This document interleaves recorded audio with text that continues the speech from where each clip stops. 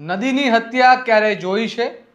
નદીને તો આપણે માં કહીએ છીએ, જીવદયાની વાતો કહીએ છીએ, પરંતુ જો કોઈ પોતાના નફા માટે એ જ નદીને ઝેર પીવડાવે તો તેને શું કહેવાય? ગુજરાતમાં એક તરફ નદીઓ બચાવવાની, પર્યાવરણની જાળવણી અને હરિત વિકાસની મોટી મોટી વાતો કરવામાં આવે છે, તો બીજી તરફ કેટલાક પ્રદૂષણ ફેલાવનારા તત્વો પર વરસાદની આડમાં નદીઓમાં ઝેરી કેમિકલ છોડવાના આક્ષેપો થઈ રહ્યા છે. રાજકોટ જિલ્લાના જેતપુર પાસે ભાદર નદીમાં ફરી એકવાર એવા દ્રશ્યો સામે આવ્યા છે કે જેને જોઈને કુદરત પ્રેમીઓ પણ ચોંકી ઉઠ્યા છે.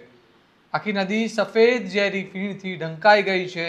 દૂરથી જોતા જાણે કાશ્મીરની બરફની ચાદર હોય એવું લાગતું હતું, પરંતુ હકીકતમાં આ કોઈ કુદરતી સૌંદર્ય નથી, પ્રદૂષણની ભયાનક તસવીર હોવાનું સ્થાનિકો કહી રહ્યા છે.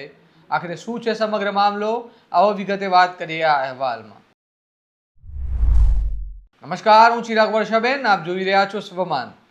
રાજકોટ જિલ્લાના જેતપુર તાલુકાના કેરાડી ગામ નજીક આવેલા ભાદર નદીના પુલ પર વરસાદ શરૂ થતાં ચોંકાવનારા દ્રશ્યો સામે આવ્યા. સમગ્ર નદીમાં સફેદ ફીણની જાડી ચાદર છવાઈ ગઈ હતી અને સ્થાનિકોના જણાવ્યા મુજબ વરસાદની આડમાં ડાઇંગ ઉદ્યોગ સાથે જોડાયેલા કેટલાક એકમોમાંથી કેમિકલયુક્ત પ્રદૂષિત પાણી નદીમાં છોડવામાં આવ્યું હોવાની શંકા વ્યક્ત કરવામાં આવી રહી છે. ભાદર નદીમાં વરસાદી પ્રવાહ વધતા કલર અને કેમિકલયુક્ત પાણી ભળી જતા આખી નદીમાં સફેદ ફીણ ફેલાઈ ગયું. દૂરથી જોતા દ્રશ્ય કાશ્મીરના બરફ જેવું લાગતું હતું, પરંતુ સ્થાનિકોનું કહેવું છે કે આ સૌંદર્ય નહીં પરંતુ ગંભીર પ્રદૂષણની નિશાની છે. વર્ષોથી લોકો એવા આક્ષેપો કરતા આવ્યા છે કે વરસાદ દરમિયાન કેટલાક ડાઇંગ એકમો દ્વારા પ્રદૂષિત પાણી નદીમાં છોડવામાં આવે છે, જેના કારણે ભાદર નદીનું પાણી સતત પ્રદૂષિત થઈ રહ્યું છે અને આસપાસના ગામોમાં પર્યાવરણ, ખેતી, પશુધન અને લોકોના આરોગ્ય પર તેની અસર પડી રહી છે. અહીં સૌથી મોટો સવાલ તંત્ર સામે ઊભો થાય છે. જો ખરેખર પ્રદૂષિત પાણી છોડવામાં આવી રહ્યું હોય તો તેની સતત દેખરેખ કોણ રાખે છે? શું દરેક વખતે સ્થાનિકોએ વિડીયો બનાવી ફરિયાદ કરવી પડે ત્યારબાદ જ કાર્યવાહી થાય? પર્યાવરણના કાયદાઓના અમલ માત્ર કાગળો પર જ છે કે વાસ્તવમાં પણ થાય છે? આ સમગ્ર ઘટનાએ ફરી એકવાર ગુજરાત પ્રદૂષણ નિયંત્રણ બોર્ડ એટલે કે જીપીસીબીની કામગીરી સામે પણ અનેક સવાલ ઊભા કરી દીધા છે.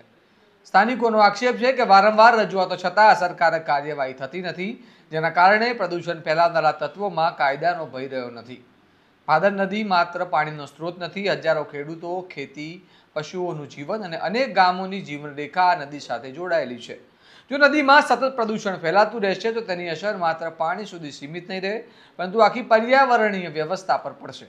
હવે સૌથી મોટો સવાલ એ છે કે શું ગુજરાત પ્રદૂષણ નિયંત્રણ બોર્ડ આ ઘટનાની વૈજ્ઞાનિક તપાસ કરશે? જો તપાસમાં પ્રદૂષણ ફેલાવનારી બાબત સામે આવશે તો જવાબદાર ઉદ્યોગ સામે કડક કાર્યવાહી થશે કે પછી દર વર્ષે વરસાદની આડમાં ભાદર નદીની આ જ રીતે ઝેર પીવડાવવામાં આવતું રહેશે? આ સમગ્ર મામલે તમારું શું કહેવું છે? શું નદીઓમાં પ્રદૂષણ ફેલાવનારા સામે વધુ કડક કાર્યવાહી થવી જોઈએ? અમને કમેન્ટમાં જણાવો અને આવા જ વિશ્લેષણાત્મક અહેવાલો માટે તમારા સ્વમાનને લાઇક, શેર અને સબસ્ક્રાઇબ કરવાનું ભૂલતા નહીં. નમસ્કાર.